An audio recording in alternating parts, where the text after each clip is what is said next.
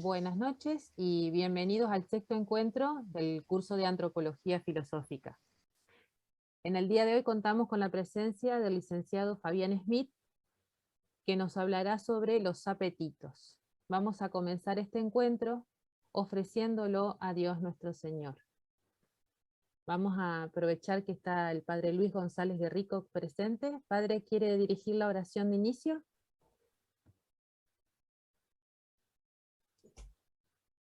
No sé si me escucha.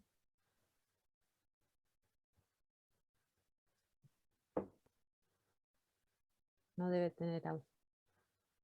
Bueno, hacemos la oración que hacemos al inicio de todos los encuentros. En el nombre del Padre, del Hijo, del Espíritu Santo. Amén.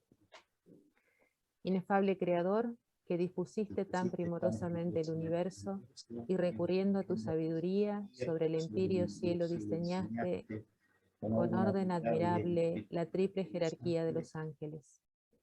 Tú, principio eminentísimo, que eres llamado fuente de luz y sabiduría, infunde tu claridad sobre las dos tinieblas de mi mente, con las cuales he nacido, removiendo ambas, la del pecado, y la ignorancia. Tú, que haces elocuente la lengua de los niños, habilita la mía y pon tu bendición sobre mis labios. Dame agudeza para entender, capacidad para retener, facilidad y método para aprender, sagacidad para interpretar, y tu abundante ayuda para hablar. Muéstrame el ingreso, dirige mi progreso, concédeme el éxito. Tú, verdadero Dios y verdadero hombre, que vives y reinas por los siglos de los siglos. Amén. Santa María, sede de la sabiduría, ruega por nosotros. En el nombre del Padre, del Hijo, del Espíritu Santo. Amén. Vamos a presentar al expositor de hoy. Fabián Ignacio Smith nació en Paraná el 25 de agosto de 1979. Realizó sus estudios primarios en el Instituto Santa Ana, los estudios secundarios en la Escuela de Comercio número 2 Manuel Belgrano, y se graduó como licenciado en Psicología en la Facultad Teresa de Ávila de la UCA, todos en la ciudad de Paraná.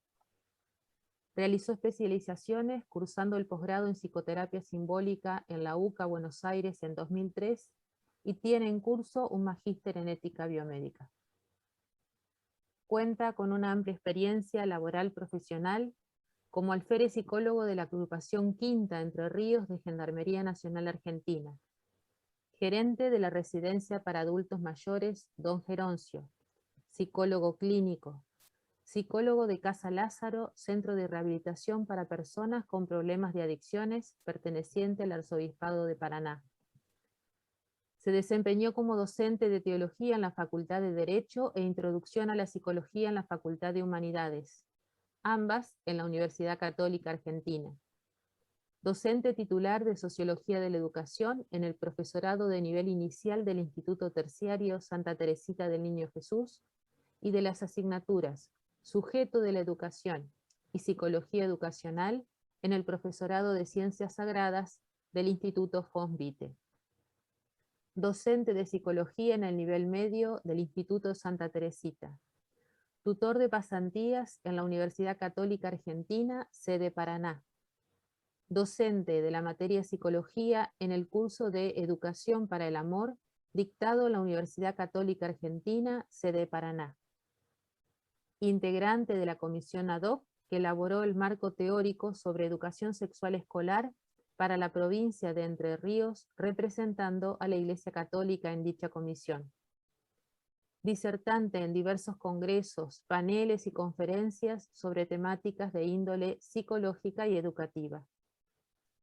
Integrante de la Asociación Civil Principios, abocada a la tarea de formación y educación en distintos órdenes, asociación a la que pertenece el Colegio Privado El Madero.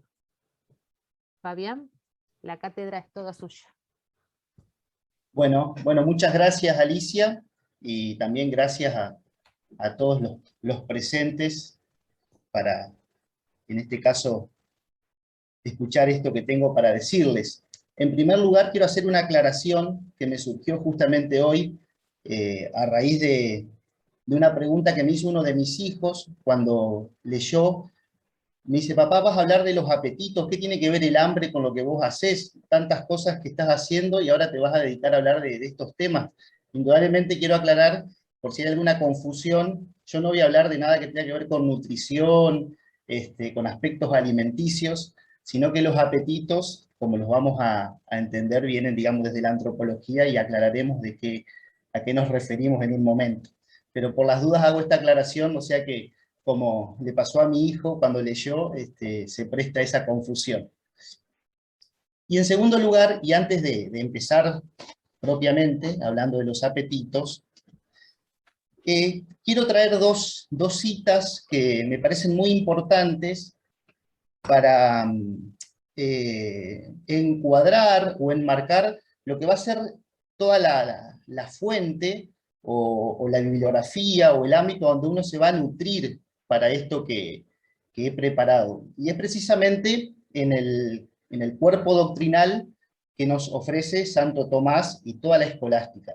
Y voy a citar dos expresiones, dos frases, para que se entienda cuál es el valor de esta doctrina, de la doctrina tomista, que es sobre la que yo me apoyo y seguramente se viene apoyando todo el curso que se viene dando de antropología. La primera de las citas dice: Santo Tomás amó de manera desinteresada la verdad, la buscó allí donde pudiera manifestarse, poniendo de relieve al máximo su universalidad. El magisterio de la Iglesia ha visto y apreciado en él la pasión por la verdad. Su pensamiento, al mantenerse siempre en el horizonte de la verdad universal, objetiva y trascendente, alcanzó alturas que la inteligencia humana jamás podría haber pensado.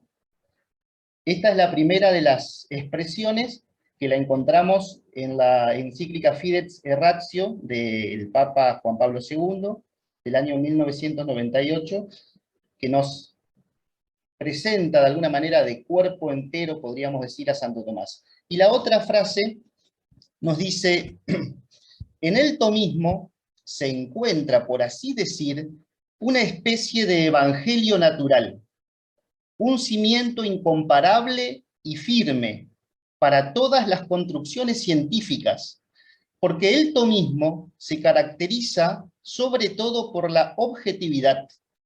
Las suyas no son construcciones o elevaciones del espíritu puramente abstractas, sino construcciones que siguen el impulso real de las cosas.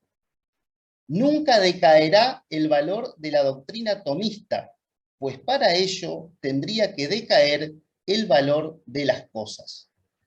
Esta frase extraordinaria, que también nos habla de lo que es justamente el cuerpo doctrinal de Santo Tomás, fue dicha por el Papa Pío XII en un discurso en Turín en el año 1960. Así que, de esta manera, quiero de alguna manera también reivindicar todo lo que tiene que ver con lo que ha sido la fuente a la que yo me remito, que es Santo Tomás, y obviamente todos los autores que son sus seguidores, que los iremos algunos nombrando, ya que son muy importantes, y también como bibliografía para el que le interese ahondar en estos temas. Y ahora sí, vamos de lleno a lo que nos convoca, que es precisamente el tema de los apetitos. Vamos a definir en primer lugar qué es un apetito. Y decimos que el apetito es una inclinación o una tendencia hacia algo. La noción de apetito y de bien, apetito y bien, son nociones correlativas. Podríamos decir que el bien es el término del apetito. Y a su vez podemos decir que el apetito es una tendencia siempre hacia un bien. El apetito se dice que es realista y estático. Realista porque versa sobre el bien en sí, el bien real. Y estático porque está fuera, es un bien, digamos, que no es imaginario o posible, sino que es un bien real, un bien objetivo. Por lo tanto, el apetito, como tal, siempre se dirige hacia la cosa misma. La palabra apetito viene del latín ad patere, que significa tender hacia, ir hacia. Es la capacidad de ir hacia lo bueno. Propiamente, el apetito es definido como la tendencia que se despierta en un objeto cuyo fin es el bien. Esta afirmación brota de considerar que en todas las cosas, hay razón de bien, y tal razón de bondad le da al ser una determinada perfección o capacidad para atraer el apetito. Por ejemplo, el pasto de los campos, tiene una bondad, o si se quiere, una perfección, que a partir de esa perfección tiene la capacidad de atraer el apetito de la vaca. Es decir, el pasto tiene una perfección que suscita la apetitividad de, en este caso, la vaca. Por eso la vaca tiende hacia el pasto. Hay que notar que el conocimiento como tal, es propio de los vivientes superiores. Sin embargo, cuando nosotros hablamos de apetito, no hablamos solamente de un apetito que surge del conocimiento, sino que decimos que el apetito se encuentra en todos los entes, incluso en los entes inanimados. Toma diversas formas según que se despierte espontáneamente, con independencia de todo conocimiento, y en este caso es innato en la naturaleza del ente, o otro tipo de apetito se despierta por el conocimiento y es consecuencia del conocimiento. En el primero de los casos, cuando no se despierta por el conocimiento, sino que es innato, se le llama apetito natural. Y en el segundo caso, cuando el apetito se despierta por el conocimiento, se lo llama apetito ilícito. Repito, porque la palabra no es tan común, es con una E primero, apetito ilícito. No es apetito ilícito, como algo no legal, sino ilícito. Y esta palabra, ilícito, viene del latín elicere, que significa producir. Sería el apetito que produce una respuesta. Vamos ahora a tratar de mostrar o explicar un poquito estos dos tipos de apetitos que son muy importantes. El primero lo llamamos apetito natural. El apetito natural no es una potencia o una facultad, tampoco es exclusivo de los seres vivos, sino que se encuentra en toda sustancia creada. Y el apetito natural es la ordenación teleológica que a nivel ontológico todo ente existente posee en relación a la perfección de acuerdo a la naturaleza.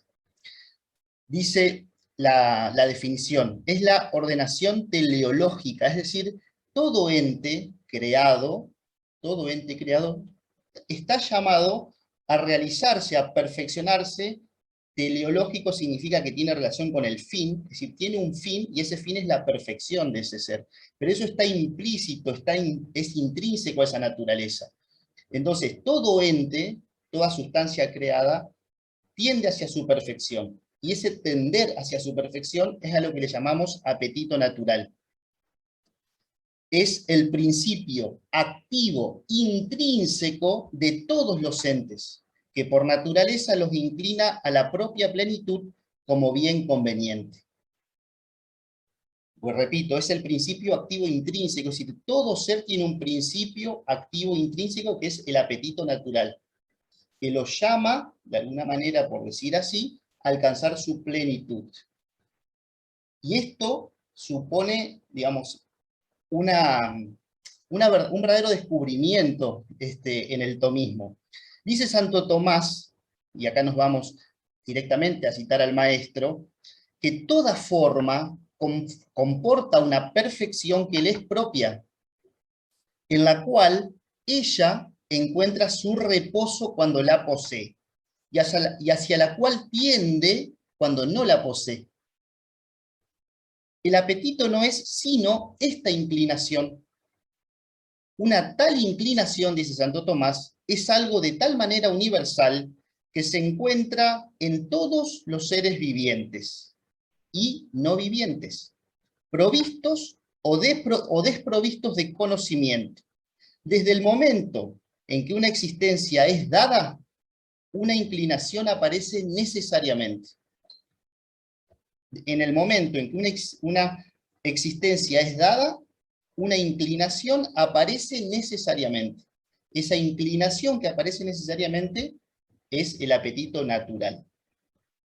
Y en esta misma línea nos dice el querido maestro Abelardo Pitot, a quien Dios mediante se lo va a homenajear en un congreso en Paraná el 24 y 25 de septiembre, uno de los grandes tomistas, de los grandes estudiosos de Santo Tomás, y en este tema ha sido también uno de los autores en los que uno más se ha apoyado, dice: tal vez no nos resulte tan obvio para una mente moderna, hablando de este concepto, tal vez no nos resulte tan obvio para una mente moderna. No obstante, el bien se observa. Los entes tienden a realizar lo que son, es decir, que tienden a la perfección de su forma propia. Y termina diciendo: el ser tiende a permanecer en el ser y a realizarse, es decir, que es dinámico, tiende a actualizarse y a actuar sus potencialidades. De ahí la universalidad tanto del ser como del cambio. Todo ente está en una suerte de tensión hacia la realización que le es propia. En los entes vivientes, dice Pitot, esto es más notorio y admirable. En los entes vivientes es más notorio y admirable. Sin embargo, está presente en todo ente. El apetito natural puede hacerse consciente en el hombre, pero no deja por ello de ser un apetito natural. En todo ente, incluso no dotado de razón, existen tendencias que se dirigen a ciertos bienes o a ciertos fines. Estas tendencias derivan no del conocimiento, sino de la naturaleza del ente. El valor del apetito natural está en que éste se dirige al bien en sí y no puede equivocarse ni desviarse. Es necesariamente recto. Un deseo natural no puede ser vano. Fíjense, ¿no? Este remate final con el cual cerramos el tema del apetito natural nos dice que este apetito no puede equivocarse, es necesariamente recto. Es decir, hay una perfección, digamos, en cada una de las cosas que hace que la naturaleza tienda, porque ha sido hecha por un creador perfecto, hacia su plenitud. Generalmente es la mano del hombre, o si se quiere, no solamente la mano, sino la conducta o el pecado del hombre, la que hace que muchas veces esto se termine corrompiendo. Pero la creación está llamada a su perfección en su misma naturaleza. Ahora bien, vamos al apetito ilícito, que es el que a nosotros nos va a interesar más, porque es el que ya supone precisamente el conocimiento. ¿De dónde surge el apetito ilícito? Precisamente del conocimiento de un bien. Es decir, es propio de aquellos seres que conocen. Por lo tanto, solamente existe en los entes vivos dotados de conocimiento. Por lo tanto, a las tendencias naturales innatas se le agregan tendencias adquiridas que se siguen de un conocimiento. El apetito ilícito se dirige, digamos, apunta hacia lo que parece bueno. Su valor depende del valor del conocimiento. Va a ser el conocimiento el que lo suscita, el que lo despierta, y a su vez el que lo orienta. Si el conocimiento es verdadero, si el conocimiento es recto, es verdadero, significa que lo que parece bueno es bueno. La tendencia que de él resulta es una tendencia recta. Ahora, si el conocimiento es erróneo, lo que parece bueno, en realidad no es bueno. Se desea igualmente, pero la tendencia está viciada. Es decir, que siempre el apetito como tal tiende hacia el bien. Siempre el apetito tiende hacia el bien. Puede ser que haya un error en la inteligencia que muestre como bueno algo que no lo sea, pero el apetito siempre tiende hacia el bien. Los apetitos ilícitos son capacidades reales operativas, dinámicas, de respuesta afectivas tendenciales. Y se dan siempre en aquellos entes, como decíamos, dotados de conocimiento. Lo que mueve es lo apetecible, es decir, el bien, aquello que de bueno tiene el objeto. Los apetitos ilícitos se clasifican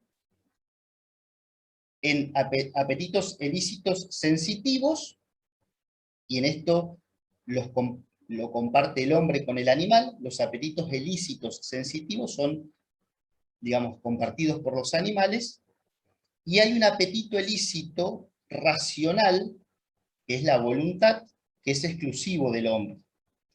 Los primeros, los apetitos ilícitos sensitivos, son de origen orgánico, tienen, digamos, un correlato en el cuerpo. Los segundos son espirituales.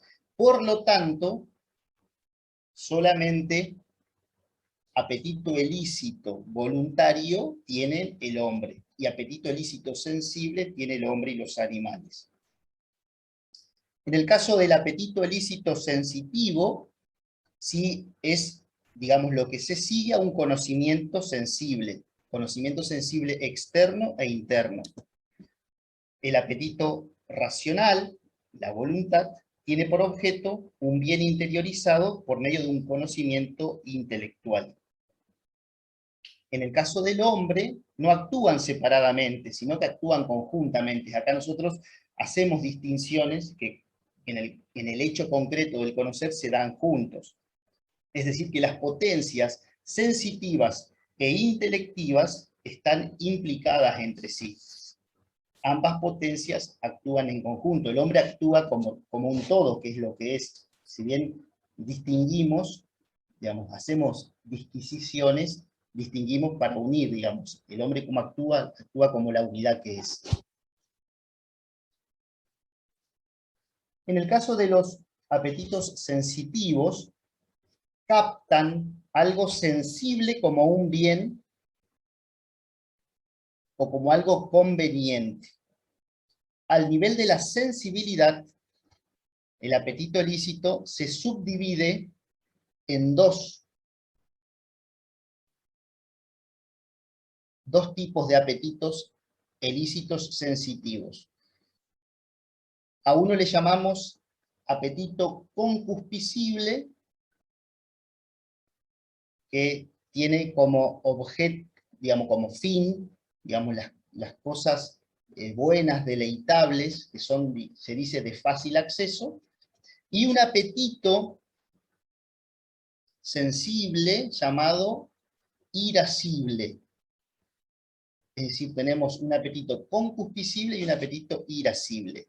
Y el apetito irascible, como su nombre lo indica, es un apetito que suscita o surge cuando el bien se transforma en un bien arduo o difícil de alcanzar, cuando el hombre tiene que hacer un esfuerzo para poder conquistar ese bien que se propone alcanzar.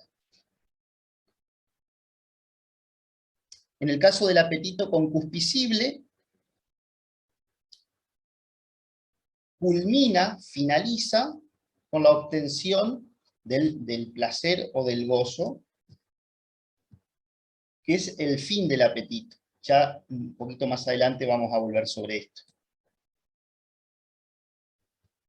En el caso del apetito irascible, es un apetito que está ordenado al concupiscible, es decir, el apetito irascible, que es el apetito de la lucha, no se lucha por luchar, se lucha para lograr el fin, que es el gozo, que es el fin de la pasión, el fin del apetito, la satisfacción se dice.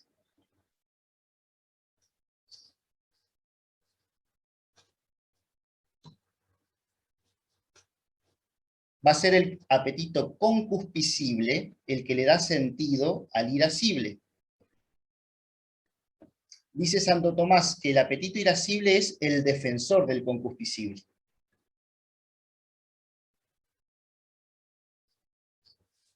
Y ahora sí vamos a entrar de lleno a lo que es el acto propio del apetito sensitivo.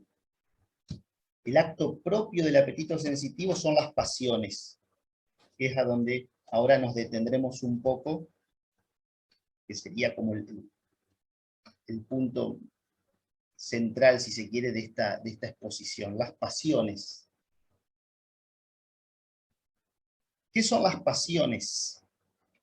Y acá sí seguimos claramente a Santo Tomás, al que le interese la temática, remitirse directamente a Santo Tomás es muy saludable, porque la verdad que es muy, muy profundo, y creo yo que es uno de la suma, digamos, una de las partes más lindas. Algunos dicen que en la parte teológica de la suma, el tratado de los ángeles es de lo más lindo, y en la parte antropológica el de las pasiones. Yo comparto al menos esta segunda parte, porque es muy, muy enriquecedor el tratado de las pasiones de Santo Tomás. ¿Qué son las pasiones para Santo Tomás? Las define como un movimiento del apetito sensitivo que se acompaña de transmutación corporal y que es asumido pero accidentalmente, per accident, por el alma espiritual. Es una inclinación del apetito que es posterior a un conocimiento. Siempre la pasión se suscita por un conocimiento, y este movimiento que radica en la esfera sensible afecta a la totalidad del compuesto en su totalidad. Afecta al hombre en su totalidad, materia y espíritu. Dice que puede tener un doble origen la pasión. Puede tener un origen orgánico o un origen animal. Lo vamos a explicar a esto. Dice, la conmoción que genera la pasión puede iniciarse en el padecimiento del compuesto material, del coprincipio material, porque el cuerpo recibe la acción sobre sí de algo que lo afecta. En un sentido puede ser beneficioso o perjudicial. Esto sería un origen orgánico. Por ejemplo, yo estoy ahora hablando con ustedes y alguien viene por atrás y me pincha.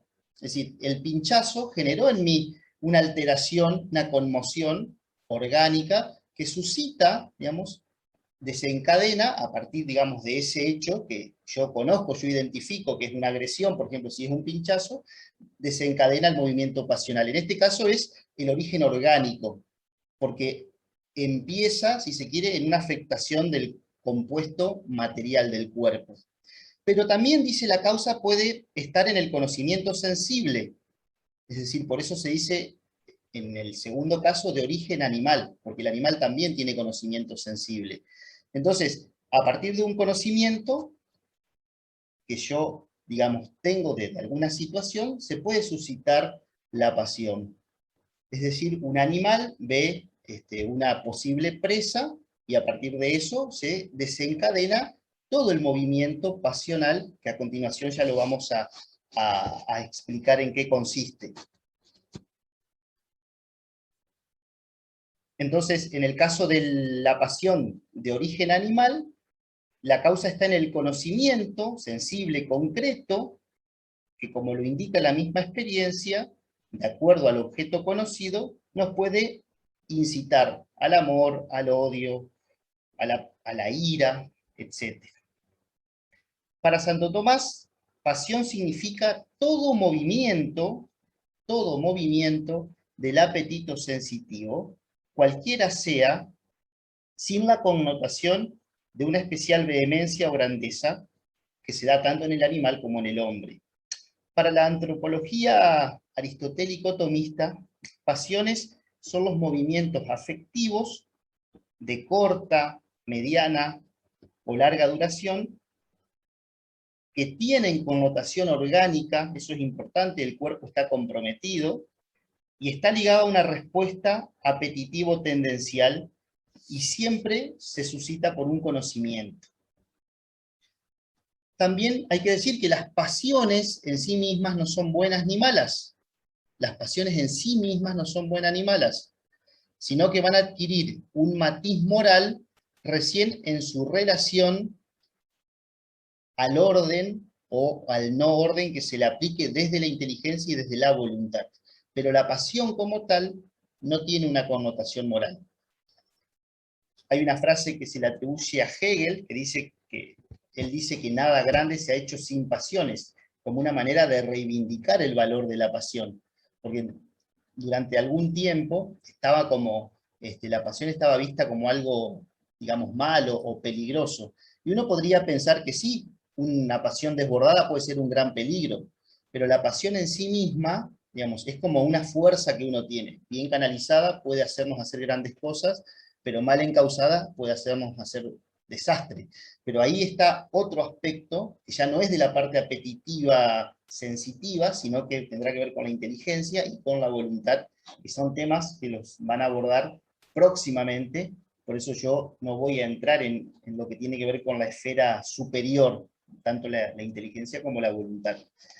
Pero sí es importante saber esto, las pasiones en sí mismas, no son buenas ni malas, son una energía, son una inclinación que bien encausadas son fundamentales en la vida del hombre, pero también no encausadas pueden hacer mucho daño. En la actualidad, muchos autores modernos no hablan de pasión. Generalmente ustedes por ahí escucharán más las expresiones emociones, sentimientos. Bueno, en verdad, todos estos conceptos están muchísimo mejor integrados en el concepto tomista de pasión. Por eso es un concepto muy importante para reivindicar. Se pueden hacer distinciones, se pueden hacer algunas disquisiciones, pero el concepto de pasión es un concepto amplio, abarcativo y completo, donde podría entrar perfectamente estos conceptos más modernos, como el de emoción o el de sentimiento. Algunos autores por ahí dicen como que la emoción sería algo más, más orgánico, más elemental, y el sentimiento algo más espiritual. Pero bueno, más allá de esas distinciones que no vienen al caso, en el concepto de pasión podemos encontrar una respuesta mucho más acabada a lo que es justamente la vida apetitiva humana. Bien. ¿Cuáles son las pasiones que Santo Tomás identifica? Dice que son 6 las pasiones del apetito concupiscible. Habíamos dicho que el apetito concupiscible tiene como objeto el bien deleitable. La pasión más importante, diríamos la pasión por excelencia, la que inicia todo el movimiento pasional, es el amor. Ya de esta pasión hablaremos en un rato,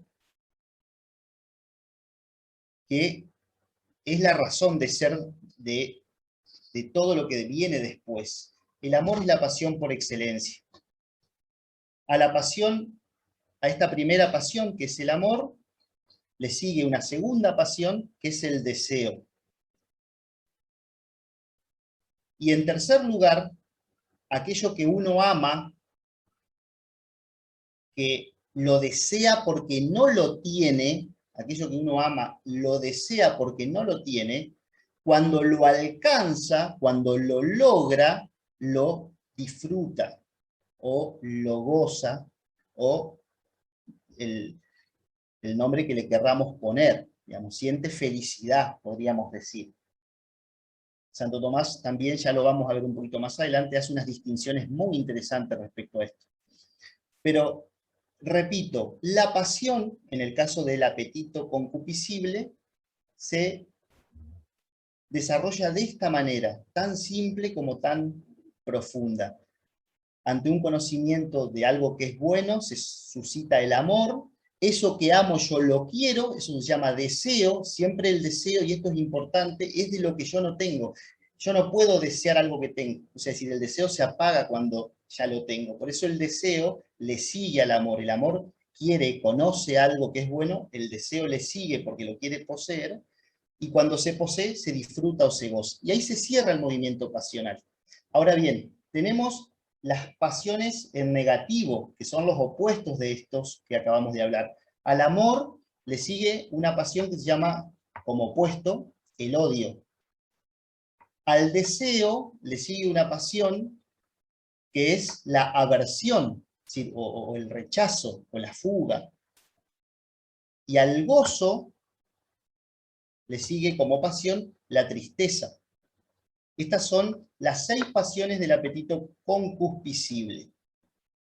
Y en el caso de las pasiones del apetito irascible, son pasiones que se van a ir entrecruzando porque tienen que ver con los obstáculos que van a ir apareciendo en esa conquista que yo quiero hacer para alcanzar ese objeto amado. Porque siempre el fin de la pasión es alcanzar el objeto amado. Entonces, ¿cuáles son las pasiones del apetito irascible que pueden aparecer? La esperanza o su opuesto, la desesperanza, la audacia o su opuesto, el temor, y la última pasión que no tiene opuestos es la ira, que, digamos, es una pasión que se puede tomar en positivo o en negativo. Así como Santo Tomás establece una clasificación de 11 pasiones elementales, podemos decir que las fundamentales son las 6 primeras, es decir, las pasiones del apetito concupiscibles. Porque las 5 restantes, las del irascible, dependen de aquellas que le dan origen, es decir, dependen de las del concupiscible. Las 6 pasiones centrales se refieren a las diversas etapas por las que atraviesa el apetito concupiscible. Desde la conformación inicial con el objeto, que es el amor, hasta su posesión real, que es el gozo o el placer. Y se pasa en el medio por los movimientos que permiten poseerlo, como el deseo. Al mismo tiempo, las pasiones concupiscibles tienen en cuenta la oposición entre el bien y el mal sensible. Por eso, la manera dialéctica en la que Santo Tomás las presenta. Al amor se le opone el odio, al deseo se le opone la aversión, y al gozo se le opone la tristeza. En esta clasificación tomista de las pasiones concupiscibles, hay sin dudas en Santo Tomás ecos de Cicerón, pero pareciera ser que es San Agustín el autor del que procede directamente la clasificación que toma Santo Tomás.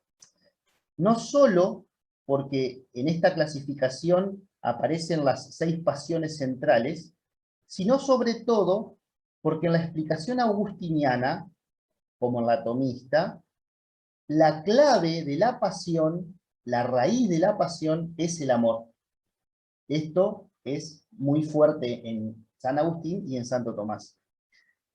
Y hay una frase que está en La ciudad de Dios, de San Agustín, que dice: el amor que desea tener lo que ama es codicia. Aclaro que acá la palabra codicia no está tomado en un sentido negativo de vicio, sino que codicia como cupdita de Cupido, de deseo, o sea, es decir, codicia como deseo, no codicia como pecado capital. Repito, el amor que desea tener lo que ama es codicia, es deseo. El que le tiene ya y goza de ello es alegría, es gozo, es felicidad. El amor que huye de lo que le es contrario es temor. Y si lo que le es contrario le sucede, es tristeza. Ahí tendríamos, de alguna forma, el esquema completo de lo que serían las pasiones en su ejecución o en su realización. Según Santo Tomás, el amor, entendido como pasión del apetito ilícito, no es más que la primera inmutación o acto del apetito ante el bien sensible. Por eso puede predicarse analógicamente tanto del animal como de la persona. Pues tanto uno como otros, al ser dotados de apetito sensible, experimentan esta atracción hacia el bien. Por eso se habla de amor en el sentido de pasión con respecto al animal. No se habla de amor en un sentido sobrenatural o trascendente como caridad, sino de amor como pasión, que es precisamente ese conocimiento de algo que es bueno. A eso se refiere el amor como pasión cuando Santo Tomás lo aplica al animal. A la simple conformación del apetito con el bien, el deseo añade la inclinación para alcanzarlo. Al amor, al alimento, el deseo añade la inclinación a comerlo. De ahí que el amor, pasión, no deba confundirse con el deseo. Pues el amor existe en tanto que dura la conformación con el bien conocido, mientras que el deseo desaparece tan pronto como se posee el objeto apetecible. Es decir, cuando el chico quiere algo, basta que yo se lo dé para que el deseo se apague. Después puede aparecer el deseo de otra cosa. Pero el amor hacia la cosa no desaparece, el amor permanece, el deseo se acalla cuando se posee.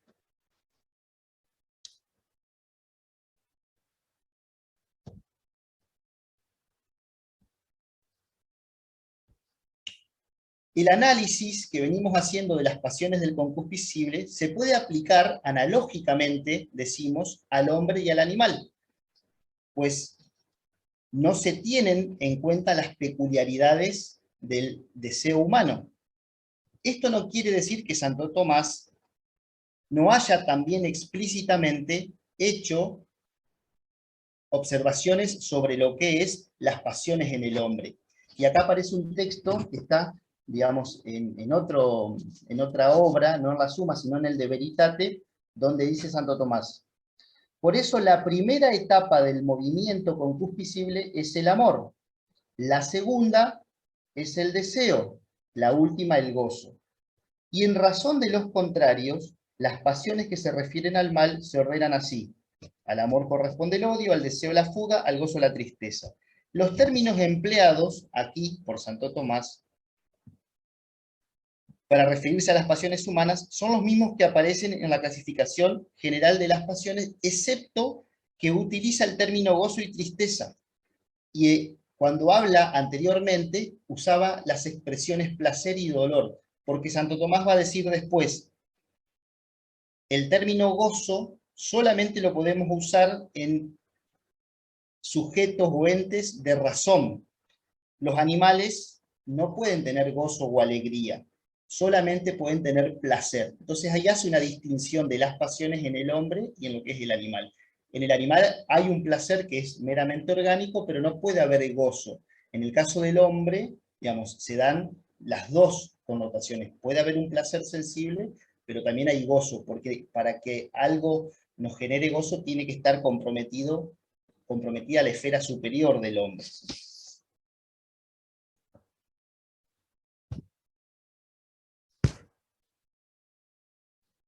Por lo tanto, dice, ya terminando, digamos, la cita, por lo tanto, en los seres racionales, lo que es objeto de placer puede ser también objeto de alegría, aunque no siempre lo sea. En el hombre, pues, es posible la oposición dentro del apetito entre dos pasiones que hacen referencia al fin del movimiento: placer, gozo, dolor, tristeza. Aparentemente la razón de esta oposición se halla en la razón. Sin embargo, me parece que más que en la razón se encuentra en la raíz misma del apetito humano, el cual no es solo de naturaleza psicofísica, sino espiritual. ¿Qué es lo que quiere decir Santo Tomás con esto? Una cosa muy profunda. Se puede dar un placer en el cuerpo que de alguna manera sea contrario a la razón, y es algo que nosotros obviamente sabemos que se da muy a menudo, porque nosotros estamos hablando de la pasión, pero hay una esfera superior que tiene que ordenar, y muchas veces las cosas que pueden generar algún placer, que pueden ser sensiblemente buenas, no son las mejores, hay otras mejores, por las que uno muchas veces también hace renuncias en el orden sensible. Bien, y ya para ir finalizando, eso no significa que falte poco, pero vamos a ir finalizando. Vamos a hablar un poquito más del amor, porque decíamos que tanto Santo Tomás como San Agustín, en quien Santo Tomás se apoya, ponen claramente el acento en el amor como la pasión fundamental. El amor, decíamos, era la primera de las pasiones. Santo Tomás la define como la primera complacencia, agrado o atracción que sentimos frente a aquello que se nos presenta como bueno, es decir, es la atracción de aquello que se nos presenta como bueno. Se distinguen dos tipos de amor. Uno se puede llamar amor de concupiscencia, en el cual la persona tiende a aquello que ama porque esto que ama le genera alguna perfección o alguna satisfacción. Lo amado se convierte en una especie de satélite para quien lo ama. Y hay como tres tipos, en este caso, de bienes en el aspecto del amor concupiscible. El primer bien se le llama bien útil, y el bien útil es apetecible como un medio para obtener otro tipo de bien. O sea, el bien útil es el bien que se busca como medio para otra cosa. Por ejemplo, uno podría decir que el estudio es un bien útil, porque, digamos, yo hago esto que es bueno, porque no es algo malo, es bueno, pero para, digamos, conseguir alcanzar la verdad, o puedo tener otros fines, pero es un bien útil. Después hay un bien que es deleitable, que es apetecido por una potencia o facultad como un bien propio, y está en orden al deleite o al gozo que me produce la posesión de eso que busco. Es algo que me genera placer, me genera un gozo, y que, digamos, puede ser cualquier cuestión en el orden sensible, por ejemplo, que me deleite.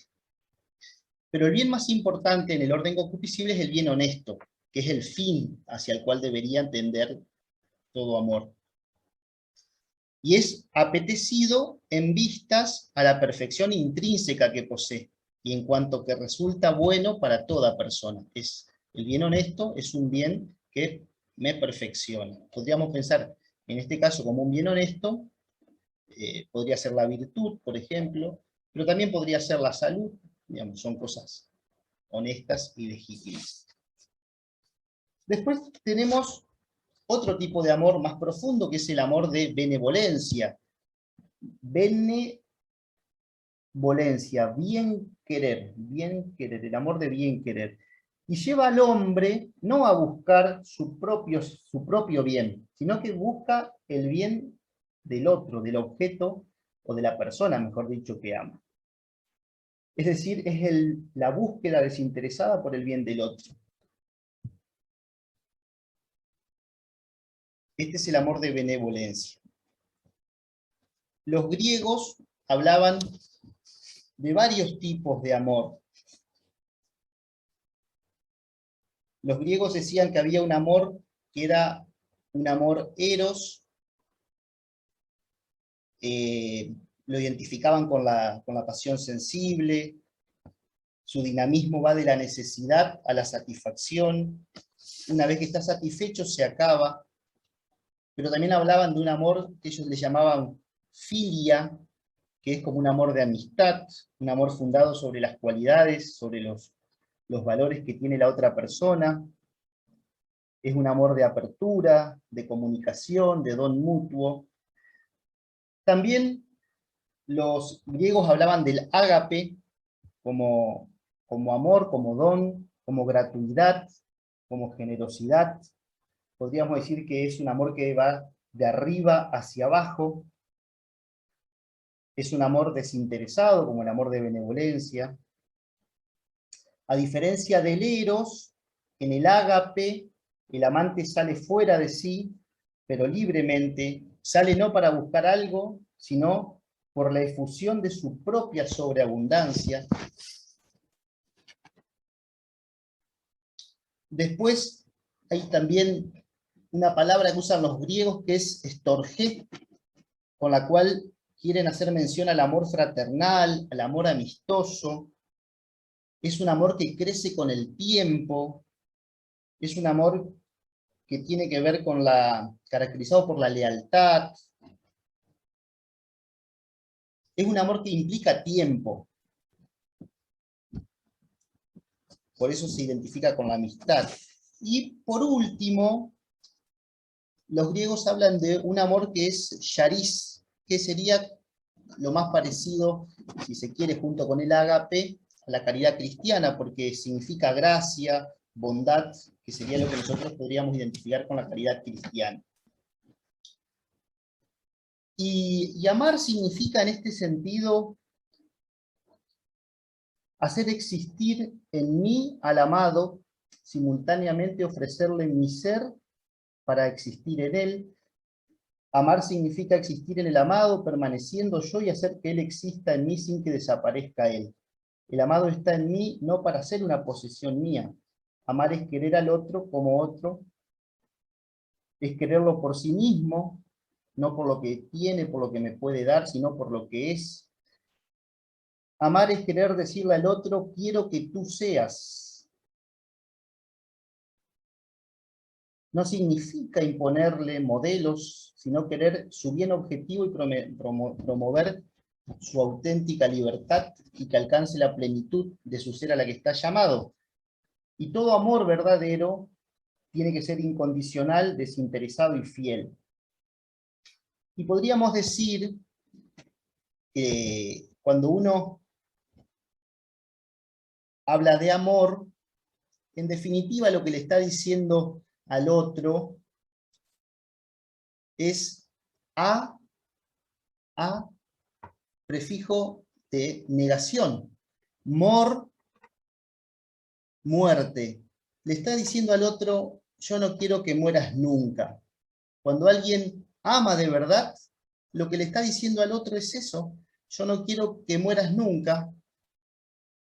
Y Juan Pablo II lo expresó muy bien a esto en una frase que dijo, quien no es capaz de amar para toda la vida, en definitiva, no es capaz de amar ni un solo día.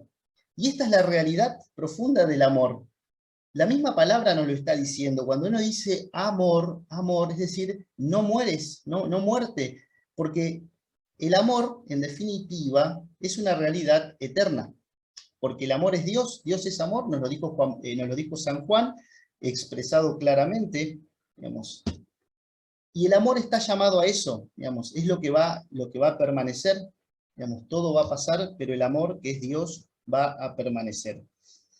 Y esa es la razón de ser, en definitiva, de toda de nuestra actividad y de todo lo que hacemos y de nuestro existir, el amor. El amor pasión es el punto de partida, pero el amor caridad es el punto de llegada. Bien, yo hasta acá tengo algunas cositas más que podría decir, pero no sé con el tiempo, si quieren hacer preguntas.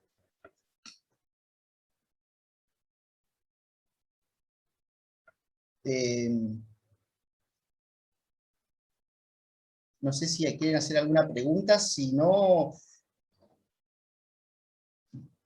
por la hora, no sé bien, pasó una hora ya, si quieren,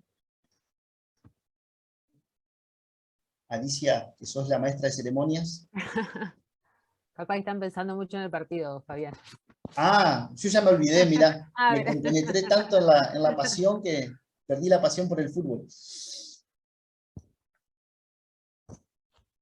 Bueno, generalmente hay alguna pregunta que surge, pero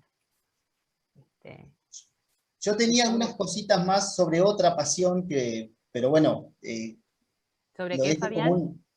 como un excursus. No, porque hay una de las pasiones del apetito irascible, tiene mucha actualidad, que por eso es como que preparé un excursus, pero bueno, se hizo medio largo tal vez.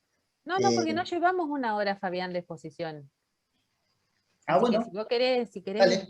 exponerlo, estaría buenísimo. Bueno, es algo que venía pensando cuando estaba preparando esto, y que tiene que ver con una pasión, en este caso, del apetito irascible, que es precisamente la pasión del miedo, o la pasión del temor, que es una pasión que está hoy muy a flor de piel. Por eso me parecía importante decir alguna cosa muy, muy general, pero con su permiso. La pasión, digamos, del miedo o del temor, es una pasión que surge siempre, básicamente, o puede surgir básicamente en tres órdenes o en tres niveles. Un primer nivel se dice en el nivel instintivo, es decir, casi como una reacción instintiva. Y esto se da, por ejemplo, cuando uno va cruzando tal vez una calle y de repente viene un auto que uno no alcanzó a ver, y bueno, le tocó bocina y uno salió corriendo. Esto es como un miedo instintivo, si es una reacción casi inmediata. Siempre está el conocimiento, pero casi como instintivo. O sea, si uno salva su vida en ese caso, o yo estoy sentado ahora acá y alguien me grita, guarda, y yo me corro y no pasó nada, pero me gritó guarda y eso es una reacción instintiva, no hay posibilidad de razonar. Después en el caso del miedo, hay un segundo, digamos, tipo de miedo que sería un miedo racional, o sea, un miedo razonable. Y este miedo razonable tiene que ver con cosas objetivas. Es decir, no sé, yo tengo que entrar a las 12 de la noche por una situación particular en un barrio que es peligroso, y es razonable que yo tenga miedo. ¿Por qué? Porque ese barrio tiene una alta tasa de delincuencia, etc. Es un miedo razonable. Pero hay un tercer tipo de miedo que es el que a mí me parece más interesante, y que tiene que ver justamente con el miedo suscitado solamente por la imaginación. El miedo que es solamente imaginario, que no es real, o que, digamos, puede ser real pero muy remotamente. Y por ejemplo, ¿dónde se ve este miedo? En los cementerios, por ejemplo. Recuerdo un paciente que yo tenía que era policía, le tocaba cuidar el cementerio, y él siempre me decía, mirá, en el cementerio hay que tenerle miedo a los vivos, no a los muertos, me decía él, porque los vivos son los que van a robar las placas, pero en verdad uno le teme al cementerio, sobre todo si piensa en la noche, porque se hace, digamos, toda una película con la imaginación, y si no, el cementerio de noche, el fantasma, pero son cosas que son de la imaginación. Y esto me parece importante, por eso decía, mientras preparaba y quería hacer este pequeño excursus, porque tiene que ver con lo que por ahí nos está pasando en esta situación tan compleja en la que estamos viviendo, donde muchas de las cosas que están sucediendo están alimentando nuestra imaginación o nuestra suposición, y la realidad es que no tenemos demasiados datos, o por lo menos no existen objetivamente demasiados datos, como para decir, bueno, ¿dónde tengo yo puesto mi miedo? ¿Dónde yo he puesto mi verdadero temor? Porque la imaginación, como decía Santa Teresa, es la loca de la casa y se dispara para cualquier lado. Entonces, esta, digamos, triple consideración del temor, el instintivo, el racional y el imaginario, nos pueden ayudar a considerar esto para decir, bueno, a ver, ¿dónde está puesto mi miedo real? Porque ¿será que estoy teniendo algo que es real y objetivo, o será que yo lo estoy alimentando? Y coinciden todos los autores en decir que el miedo más peligroso es el imaginario. ¿Por qué? Porque precisamente nosotros, cuando tenemos que enfrentarnos a una situación real, tenemos argumentos, recursos, formas reales. Por ejemplo, yo les decía, un miedo real, tengo que ir a un barrio. Bueno, pero también, llegado el caso, si el temor o el miedo es grande, yo previamente digo, pero voy a buscarme personas que me acompañen, o le voy a avisar a la policía, digamos, yo puedo armar una estructura que haga que ese miedo, digamos, pueda hasta desaparecer incluso, al punto que puedo decir, bueno, mando a otra persona, llegado el caso. Pero el miedo imaginario no, porque el miedo imaginario no tiene una connotación real, es una connotación que solamente yo me he encargado como de alimentar o de nutrir desde mi imaginación. Y por eso se transforma en un problema mucho más serio que si el miedo fuera racional. Esto, digamos, para que también lo tengamos en cuenta, digo, en relación a esto digamos, que nos está pasando a nivel general, a nivel sociedad y a nivel mundial. Siempre también es importante saber que el miedo, sea real o sea imaginario, como toda pasión, se suscita por el conocimiento. Siempre. Entonces, en la medida en la que ese conocimiento se pueda, entre comillas digo, controlar, también yo voy a poder controlar mis miedos. Por ahí yo les digo a los alumnos, ustedes no saben, pero atrás de ustedes ahora, digamos, está bajando una araña venenosa y todos se dan vuelta, porque hasta que no sabían eso, nos genera miedo. Ahora yo me di vuelta y la vi, me dio miedo. ¿Por qué? Porque al no estar el conocimiento, no se suscita la pasión. O sea, si yo le digo a Alicia, fíjate atrás tuyo, Alicia, hay una víbora que te está por morder, automáticamente, o sea, Alicia si se da vuelta y la ve, ahora, si ella no sabe, la víbora puede pasearse tranquilamente y no pasa nada, porque ella no conoce. Entonces el miedo no se suscita. Siempre tiene que estar el conocimiento. Y por eso controlar el conocimiento, por eso la pasión es muy importante, cómo se la trabaja desde la inteligencia. O sea, Aristóteles dice, o sea, no hay un dominio de la inteligencia sobre las pasiones, un dominio despótico, hay un dominio político, es decir, hay una superioridad, pero ojo, porque si las pasiones se desbordan, pueden hacer también estrago, por eso hay que ser inteligente a la hora de dominar la afectividad, hay que ser muy inteligentes a la hora de querer poner orden en la afectividad, porque no es cuestión de decir por qué superior manda, digamos, la naturaleza humana, muchas veces somos testigos del daño que se hace cuando las emociones o las pasiones están desbordadas y no encausadas.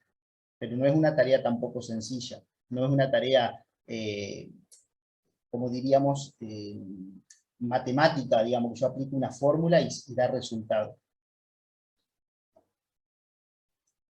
Bien, bueno, eso era lo que quería como comentar si había tiempo, porque me parecía importante, así como de esta pasión, digamos, del miedo, del temor, cada uno de los análisis de las pasiones tiene su riqueza, ¿no?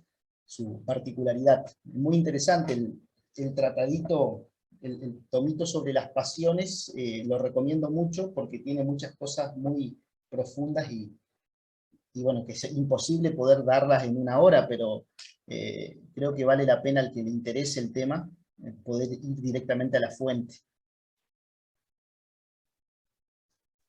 Bueno. Bueno, no sé si surgió alguna pregunta en este último tiempito que Fabián estuvo haciendo esta parte final. Fabián, Leo. Ahí hay una pregunta. no sé si se escucha bien. Sí, se escucha, yo por lo menos. Sí, bueno. Tengo una pregunta en cuanto a lo último que me dijiste, que fue lo último que me quedó, obviamente. El tema del miedo imaginativo puede desembocar en algún pecado de esa imaginación, o sea, eso de imaginarse. No sé si se entiende la pregunta. Sí, a ver, yo repito si es lo que vos dijiste. Si la imaginación puede llevar a algún pecado, ¿dijiste? ¿Puedo repetir que se me tildó acá? Ajá. No, digo, vos preguntaste si esto que yo planteé de la imaginación puede llevar a un pecado. A un pecado grave, sí. A un pecado grave. Sí, claro, la Ese miedo. imaginación, sí, por supuesto, digamos, como todo sentido interno, tiene su protagonismo en la dinámica afectiva humana. En este orden, digamos, de suscitar, como parte del conocimiento, emociones. Con respecto al tema del miedo, particularmente, habría que distinguir muchas cosas, porque también, digamos, podría darse que en una situación de miedo extremo, dependiendo de la situación, como digo, digamos, la persona queda hasta paralizada en algunas cuestiones, porque el miedo tiene muchas aristas. Incluso cuando nosotros decimos miedo y miedo imaginario, pasa que no quiero entrar en cuestiones más técnicas, pero es lo que hoy se identifica, por ejemplo, como fobia, como patología.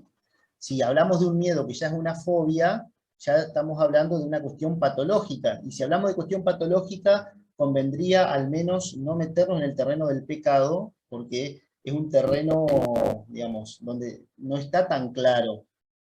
Digamos, si hay Claro, una patología sí, preexistente, por sí. ejemplo, una persona con una fobia, tiene una patología, claramente. No sé si se Sí, entiende lo que... sí, por ahí era más que nada en cuanto a, por ejemplo, cometer alguna falta, o sea, el tema